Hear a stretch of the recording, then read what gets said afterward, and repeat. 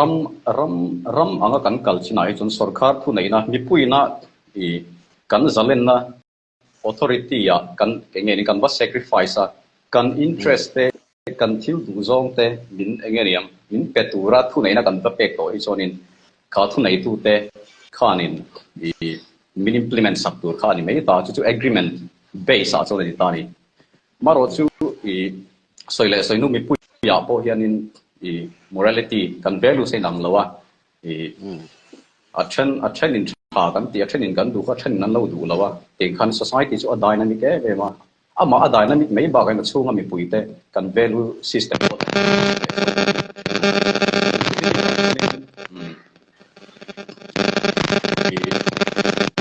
lokin o cherna selo tuk lokin o earphone he an dan siam tu te po hian a big democratic country a en taila democracy a chonin mi puin kan interest kan du zom enge neng min implement sak tu tur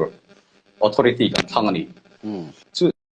chu political party te pona ni ta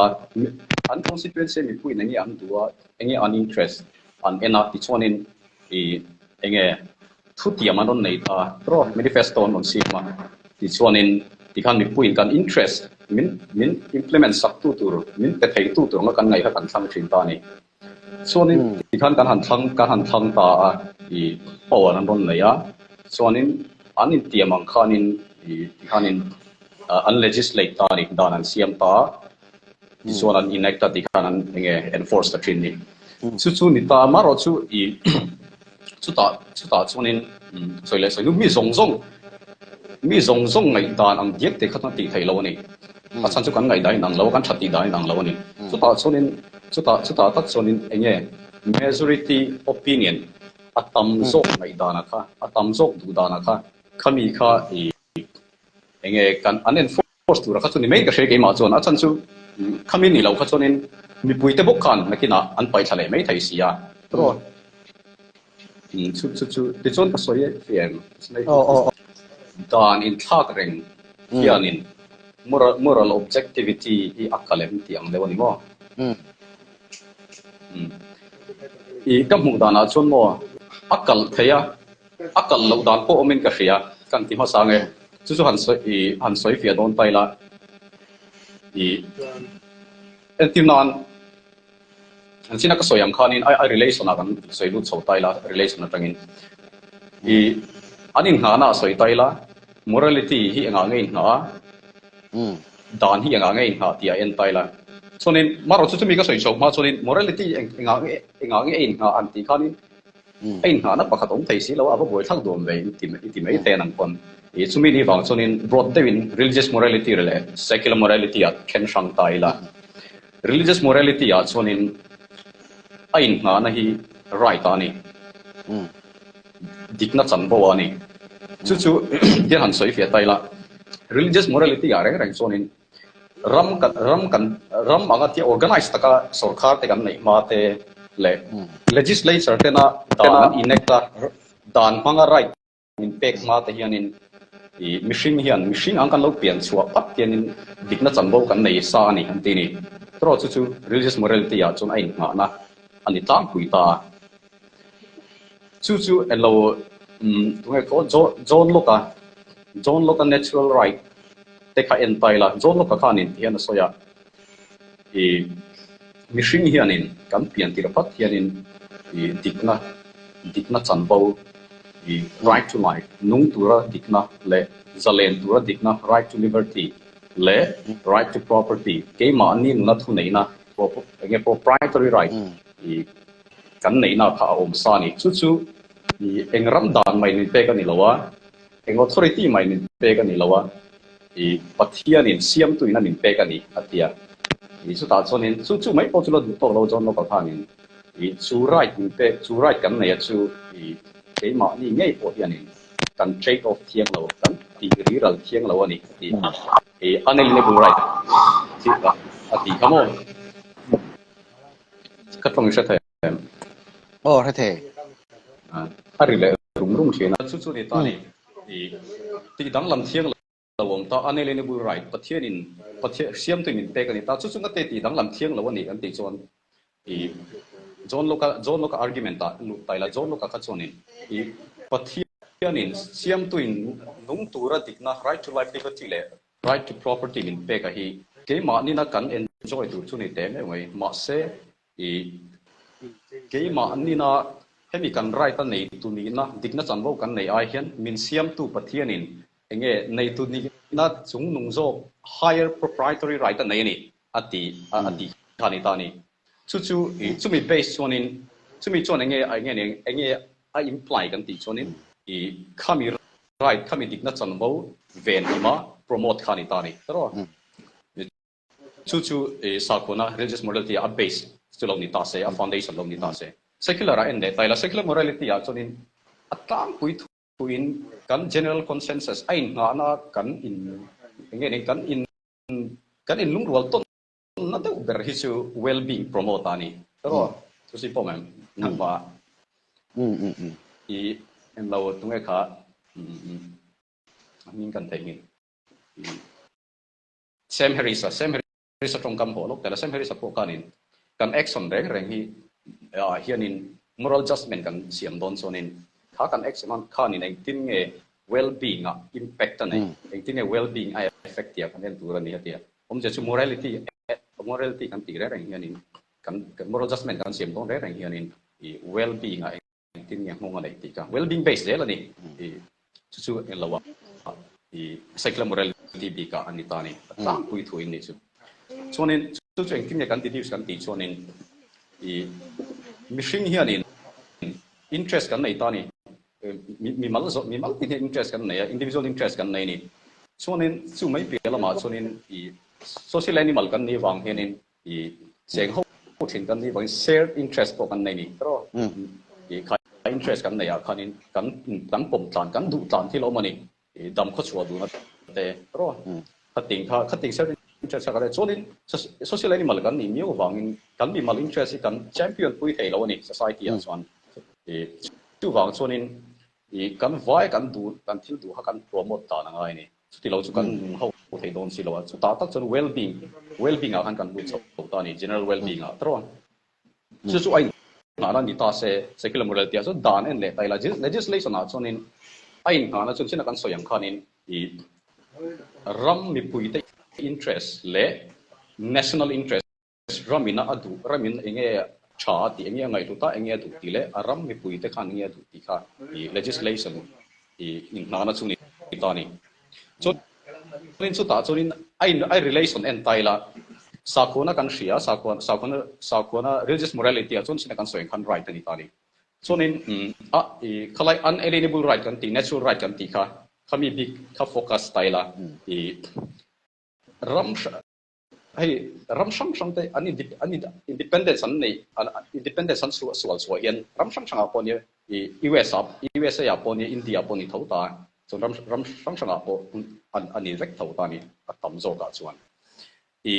hemi natural right theory hi kan adopt na sani abigin USA soi taila USA a khanin nge independence khanin independence declaration a khanin I hian siang devin preamble hantin an zia ka mishing hianin dikna na china zone loka ron propose thau right to life liberty le enge right to property kha khami kha kan neya tu enge ram dan mai na min pe ka ni lawa pathian in siam tu min pe ka niya chu self evident ani tin an je ka ni independence declaration na USA khan USA independence declaration preamble khan self evident ani anti se chu proof chop ngai lo justification pek chop ngai lo amma achiang ani anti ni khami right ta khamo natural right ta kha chonin chu min ven him sakamin promote tu chonin ram age sarkar kan din ta chu sarkar chonin chu kan right chu min violate sakemo min promote saklawa achhezonga min khoi sak ani ve chon chu min la chon mi puithen kam pai thatu rani tin an zia kani chu headline natural right theory na influence ya chu alan chian chu mo chu ta po chuan chonin India po entaila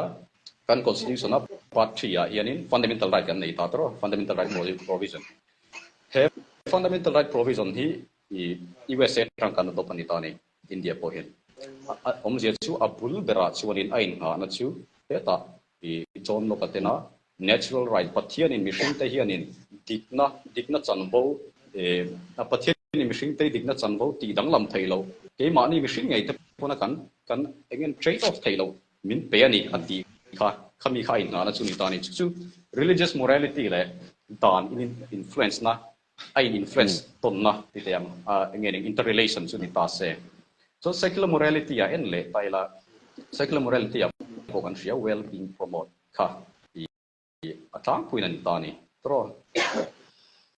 chu chuanin dan kan siam chan poin taila i public interest ani mi puin ram mi puin nge an interest nge an du tin ta chu om je chu ram mi pui hian nge kan du kan te chuanin well being ani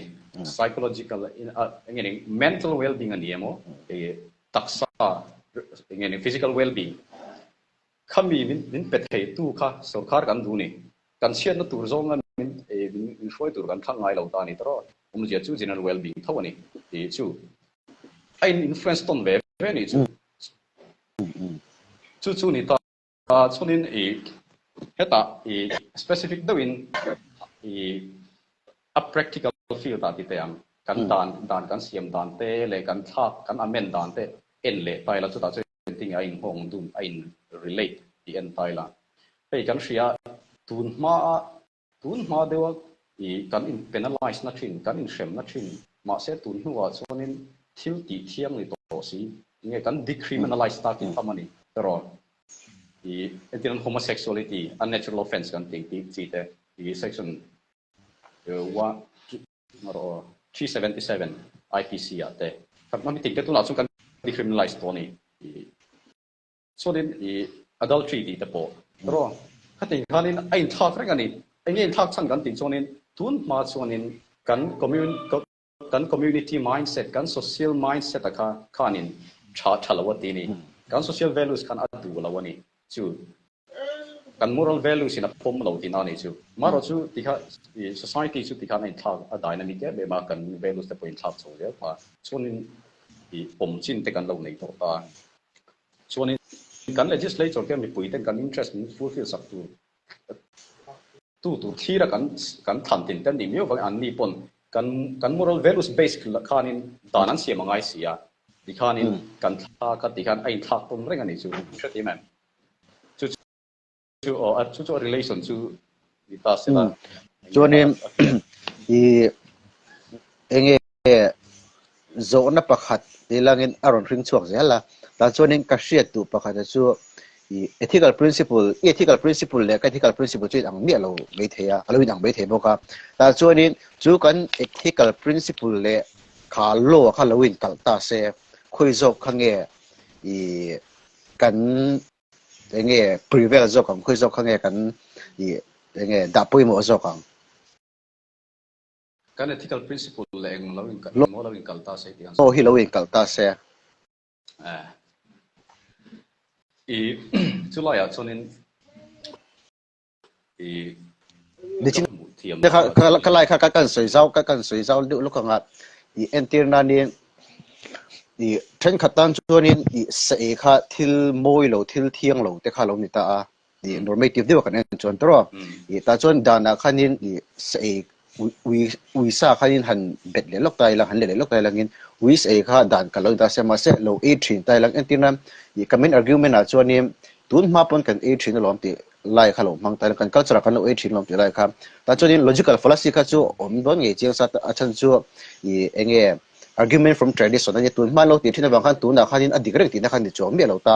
ma se khalai loop sol kha chu eng po lo ni lo ta salengim kathil keima enge kathil lo ti thin te kathil tui ti zong te kathil nuam ti zong te ka khami kha dan manga lo i khabbe kha lo ni ta se ta khanim i khamin khabbe sakna anga i dan kha enge dan milan nun man zel khange nia dan kha chu dan lo ni phot se keima i self interest kha poi mo zo ko lom ti kha om the ta khalai kha ting nge etinan ethical egoism kalau ni mai the ta khai ethical egoism le helaya danan siama kha alawin kal ve lok the ta khan khoi zo khange ka follow zo kang ti lai kha ti mi mal clear da ni mo chu lai ya chung poi mo de chu soi lan poi mo de ka ti chu ram dan kan ti chuanin mi pui na authority te kan than authority te kan siam tro kan siam te na dan min siam sakha ni ta ni kan nun dan min regulate tura dan min pe ka kha kal phung min don sakha ni ta ni dan kan ti chon om je chu agreement based ani agreement outcome ani dan hi mi mal ngai dan mi mal value based ani lo ta ni achan chu I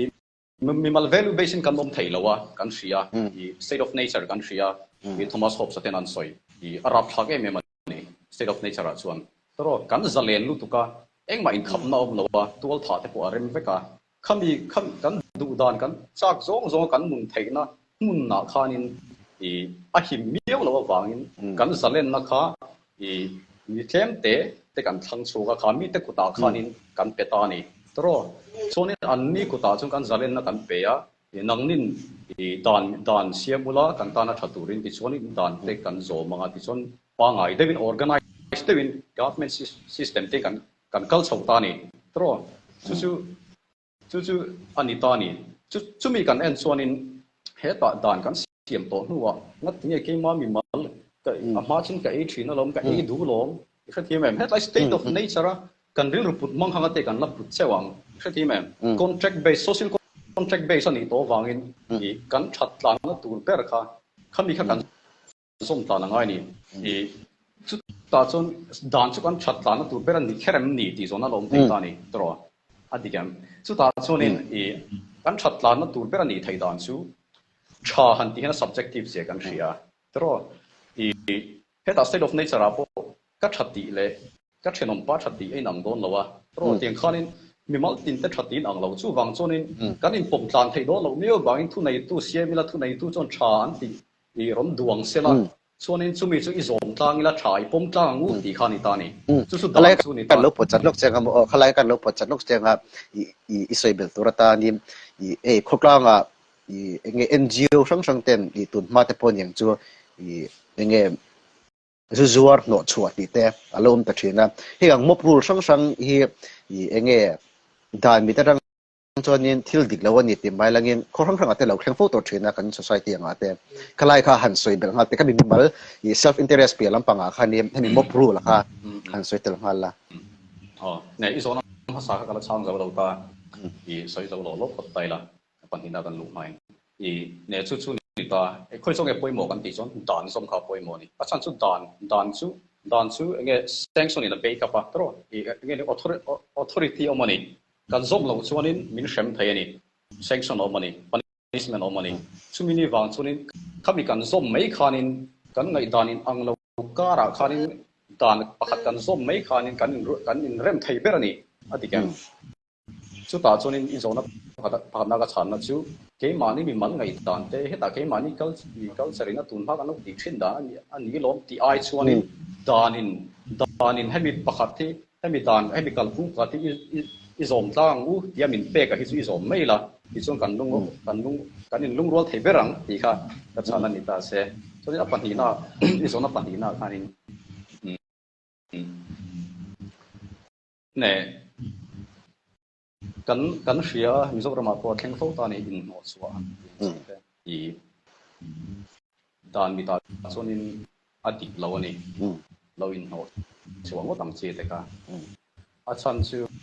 India ko le tui an ni yo chonin kha kho tang kan lo no chuwa ta se khoyang e om chuan ang India tho ma ai lom khati man I fundamental right violation siam nu tu kan ania I hemi langin no chuang si te in khal sak ni si demo chu anita maro chu kan chin ani helai hi ne a poi mo chan chu kan achang chonin kan enge hei ani na taka chonin na china I soi poi zong e poi mo ti lai kan struggle thin wa ania kan society kan moral value saka dan reng si kara khanin rol ve phet te kan tung thin ani achang chuan family wa khani dan ni na re ma ti si lo bi kan lo ti de fo in la kin a dan beng a then chonin ke mani po kan boy le thei ni helai chu ne a poi mo khop nai chonin nang ma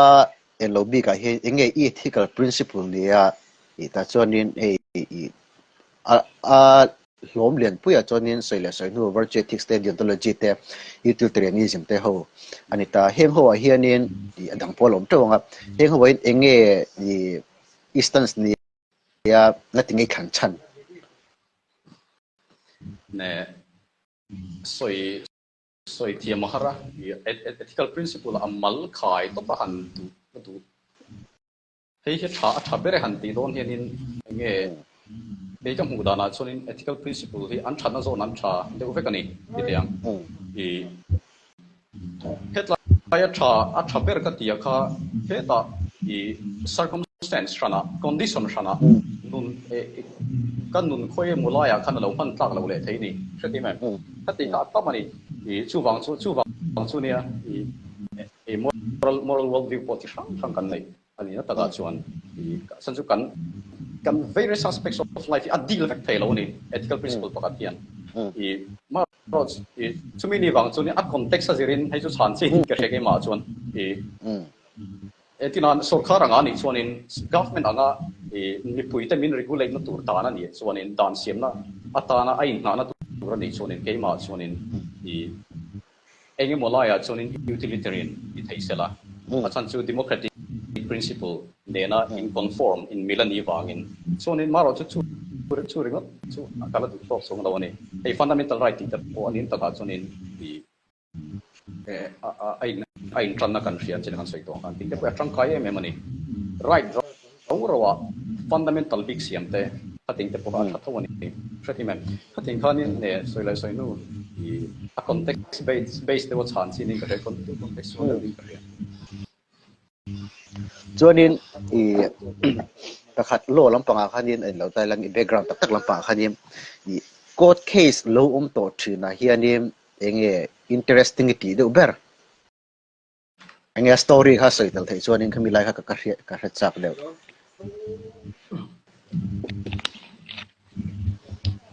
chu ti lut tukin na yan ham she zaw en po kan ni chong lo ka maro chu kan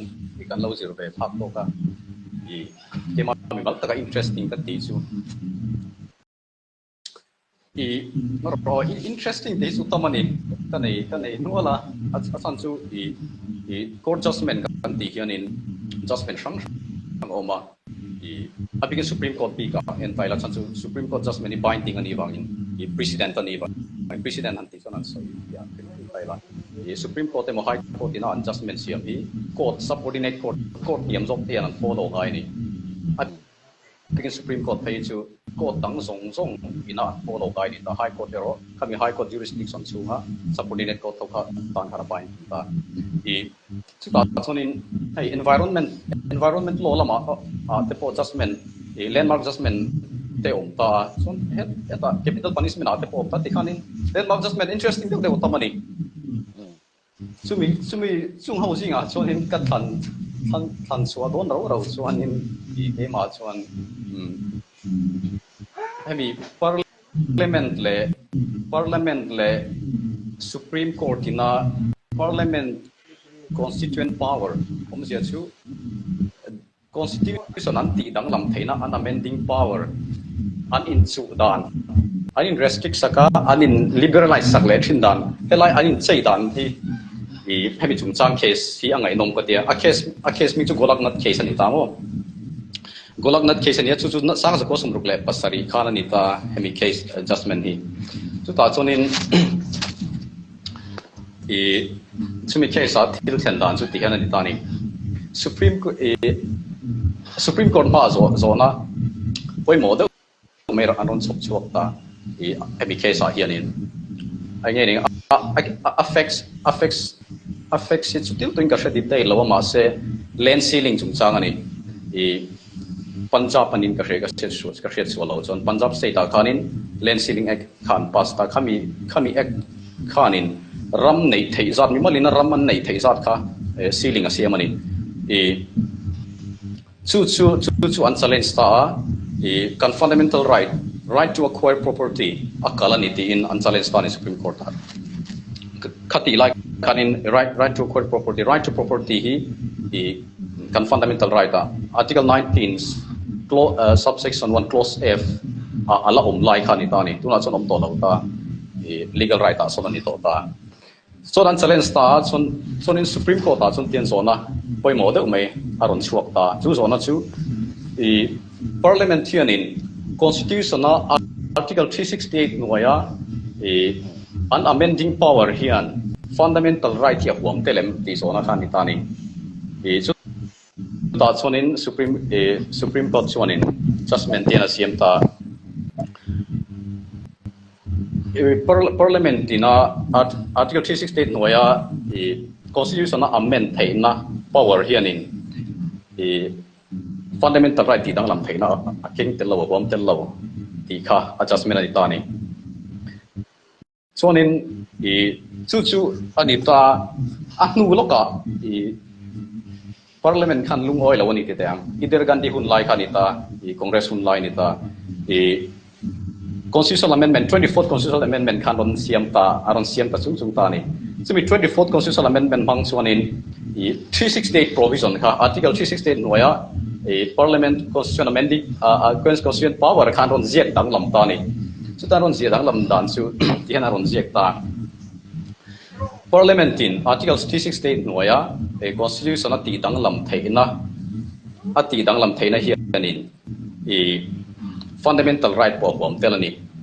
fundamental right pon khoi dang lam the ni ti khanin aron ti dang lam ta chuanin chu mai po chung ta du tok lawa Parliament in 316 noya an power banga fundamental right an ti dang lam reng hi court ta question thiang lawani challenge thiang lawani ti in aron jek dang lamani chuanin hunaron kal le shata Supreme Court ta case pakataron lang le ta ni chu Kesavananda Bharti case anita kumsa ka zakwa sumser le pathum khana ni tani sumi khesa chonin hemi so na pok here aron piang le tani aron pian dan so hemi 24th constitutional amendment hi aron challenge tani Supreme Court unconstitutional ni Supreme Court hai ama khanin golak na khesa khanin hemi en lo parliament constituent power here in fundamental right ti dang lam hi ahwam tel lo iti siama sei tu na Parliament in Lok Sabha in dan aron pasa aron huam tel tir le chu wang chone mi aron ami constitutional amendment hi a constitutional law ni unconstitutional ni chu wang chon struck down lo in Supreme Court an zual ko na ta ni ke sabanda party khesa ya so Supreme Court chon in angai tu thale ta chu zo na chu chon Supreme Court chuan ami 316 noya hian in Parliament hian in Constitution noy eng thil po eng provision po hi atidang lam thaya maro chu a basic structure atidang lam thailo ni the basic structure theory ka aron engeneng aron evolve tani kesavanda party case hian mo chu enge basic structure chu kan ti chonin Supreme Court hian hemi case hian a define lawa soi fia law ni maro chu engeneng a simple lewa soi fia don chonin constitution in hana a foundation engeni a in ka na bulang kha ni mai ani mai chu a basic structure ti chonin maro chu chumi basic structure chu enge ani tia kha chu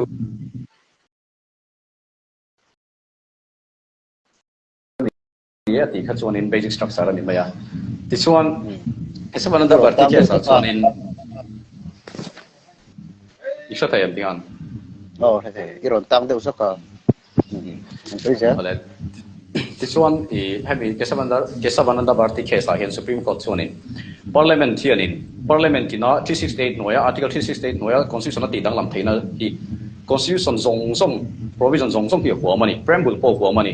tikhanin thuneina pumluma peya maro chu ti lai chuanin restriction na siam saka chu basic structure chuni dani pro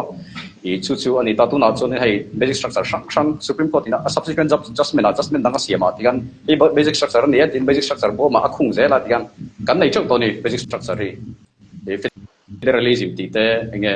secularism an ting si te chon independent judiciary ti te heng zong hi basic structure ni ta athang po ta mani chu ani ta helai enge Parliament ina dana constitution amendment thei na power chungcha Supreme Court le ta kan legislature a how to ber engeni Lok Sabha anin chu ina thu boy chu ko na veli angai nong te ke ma chonin chu ni te se ka soi re mai thei a lok thak lu tuk chonin ril ruwa pakhat ro mong chin china khai ron soi lang zok boka i fundamental right chung changa herin hemi i enge hemi kan fundamental right ta nei du soi theina hemi chung changa hi entirnan i enge engchin hinge kan soi theia engchin kha kan soi khanin mi i poisoi na chung changa den defamation thlengte pon yang chu engchin khange an ril runat len dat lo te kha engmanga te tur nge ti lai song vela kha enge ka zona kal mang sui man thiam thuin ka ringa ita ra mi thong cha i thong ta mo nang poi fi no le lo Hriatpuia o dian ka ta illa vira de char nia te mo de illa vira char no Hriatpuia dian ka ta isero emi enge ni kan fundamental right chung changa enge freedom of speech and expression chung chang kha ni ta ka zona chu freedom of speech and expression a hian engchin hinge kan soi theia i engchin hinge kan soi thei lo ti te tin i defamation i chung changa te ponin ani zelang chu a engchin khange enge thudik ni lowa ti te kha i engchin khange mi ril ru tinga zonga kan soi the engchin khange mi ril ru na lo zonga kan soi thei tin tiang song kha enge an psychological state song kha chu kan va hrek thei lo mai theia tin defamation a bokhanin thil dik lo kha i kan va hrek chiang vek thei bok si lo ta mi ka tanga hria te kan lo ni to thin sia khalai kha thil pahni i enge ai kar hlu tukin ka ring lo dewa khalai kha soi kop thei chuan ne i thong a chiang lo to lam ha ka tu lo ma se ka hret chin an dong chang ma ka hret au isoyo mang bel chu ka hret tho ne i freedom of speech and expression i article 19 i subsection 1 pose ya kan nei ta ne zalen taka du kan soi theina hanita maro chuai hi absolute ni lawa absolute right ni absolute freedom ni lawa ni i kho khirna lo ni lo ta i is subsection 2 wa hena kho khirna ta i kan du kan soi theng lo ta kan thil antin kan thil soi khanin i midang a timol powang si zong te mi ka sonin i defamation te ni le ta i sonin chu mai pia lama i kota case ka live proceeding pending light and i kanal soi ve chiam te tro ka tiang khanin i engeng contempt of court sa lo na te a thlen thei ta ni i chu ani ta ne hela hi inge engchen hi kan soi thei te hi share da poi mo a chan chu i kan share chen lo chonin kan soi thei chin kan share lo chonin enge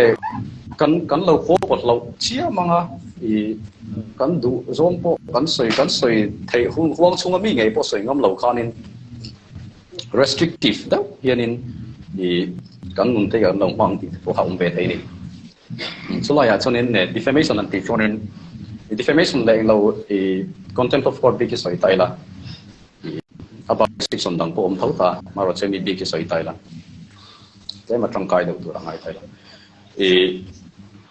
defamation a chonin criminal defamation le civil defamation om tani civil a chonin atum ber chu kan ti mol phote kha compensate ani tani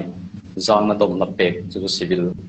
defamation chona chuna civil suit rang compensation di tumani ta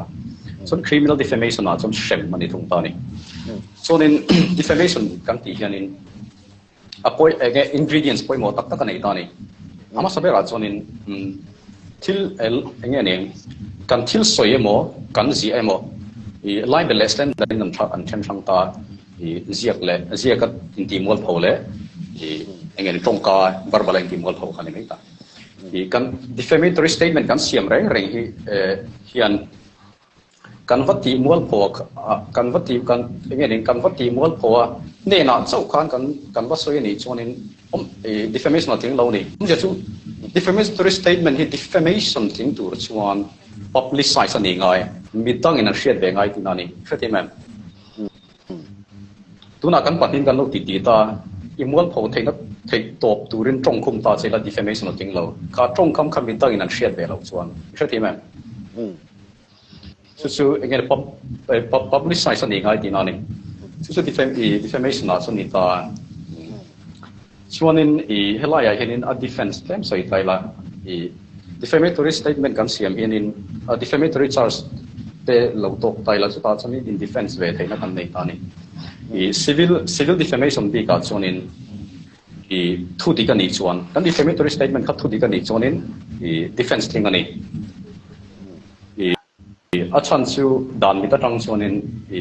min ani na ani miau chuanin min ani na ni miau chuan kha ani na kan soya wang khan engma loss nei lo cha na nei lo ti kha ani miau wangin compensate na chan turom lo ani maro chu criminal defamation ve thunga chuanin truth thu di kan defamatory statement kha thu di po ni se defense ating lo ani chulai chu ting kan soya nga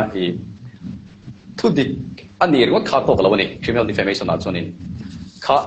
ingredients poi mo da mai khat fulfill ngai lo mani criminal defamation a chuanin kha truth ta kha truth kan ba soi chua a kha kan ba publicize a kha public interest ani turani mi pui ta na thil tha ni turani khati ma mi pui tan thil trangkai chi ani turani ti ni ta ni chumi ta pani chu truth ani ngai a chuanin public interest a interest ani ngai chumi pani chu criminal defamation a chuanin angai ta ni chun chu defense a chun ta se defense dang pho oma ma se soi chok lo mai la chuanin englo hadin han le puilok chakadua atira soi ngai ni siama ro chu kalau theingil si justice sun chang hi voi khat lai khanin a rei vel to 2014 vel khanin fideism chung chang hi anin te sai lo macnas khanin enge article poite hiron sia ka fideism chung chang hi ta chuanim story pakhat hiron da chu story a chuanim tual tha thu boy khan ta ne da khanin kha tual tha thu boy a khanin thiam lo enge thiam lo chang tur han ti I think maro khalai ta kan soi thiam che lo ta suspect pakhat khan nei ta kha suspect kha ko ta a in lana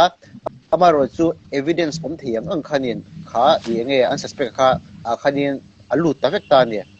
re thiam trong hello hello virde umoi a ka trong se the marang ti khan ka the video ka turn off loka le ta chali tu ba ne chui va pot chu ni mai the I kan soi lang le lo kan ka sai chung jong do justice sung chang khanin I khop pakhat khan tua tha na kha khenga kha tua tha na khanin I suspect pakhat khan nei ta ne chu an suspect chu ko ta anin lan tira mi song kha chuanin a tha ni khan ring lo vek ta ma se ko ta evidence an pu sang kha khapa an suspect a khanin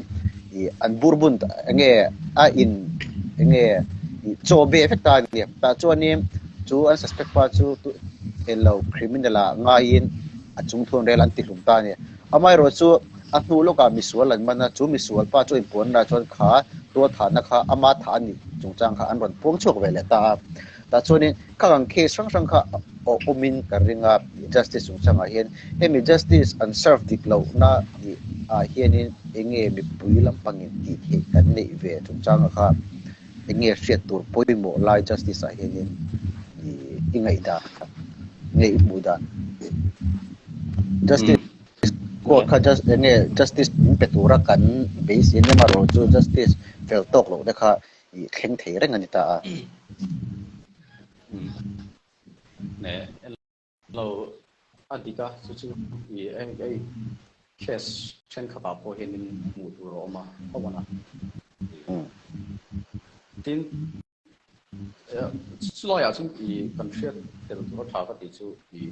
hemi dan kan siam hianin dan kan siam hianin thil thazo ka tan enge mo ke ma thil tha thau si kan trei tok thing ani dan kan siam pon kan in kho ki rong song thil tha lo ani rak chuang lawa ma ro chung abuse theina la ya kha kan pen tu ban kan in kho chi thin te poi o mani preventive measures ang kan kal te pamani chu lo ya chung in ne dan po yang kan siam ta thil tha lo society ta na mi pui ta na ram ta na thil tha lo tu tel la ka kan in pen tu ro ta ni chú vì tụi cho nên đàn cả cũng mua mal cần nề ngay chú cả cũng mua mal takin set mai là tung bé chú mình sửa xem này mà sẽ mang tụi chú sinh thấu cần nề rồi man sửa tung lem lâu mai là lâu cả sửa bao sang thì ông thầy chú thì ông thầy này cái này mà rồi chú thấy tốt cho nên lấy cần cái này em kan criminal system apo procedure law tepo tim ko takin thei to patin kora siamania kan criminal system apo kan penalize law ni chuan punishment kan law ni chuan kha thil pisol tu akan pu kha atiswal nge ni di kha beyond reasonable doubt chu ngen legal law ni ta principle ni ta ni